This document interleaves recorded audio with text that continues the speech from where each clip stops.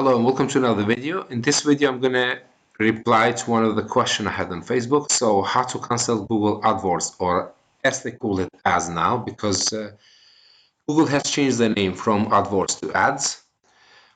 Or I'm just gonna translate in Albanian, how to sit mbyllim among Google AdWords ads.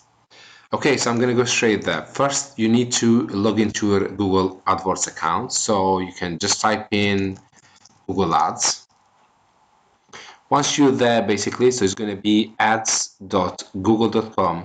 and then / it could be US, UN, depends where you are, and then home. So you log in. We're going to need to click and log in, get the, okay, all I need to basically log into AdWords account, the existing account. So we just need to load the page. Now have a look on the right hand side. On the right hand side, you go the tool, so click on that. And then click on preferences. Then another page is going to load up. So the page has been loaded up. All you need to do is just click on account status. Click on cancel my account.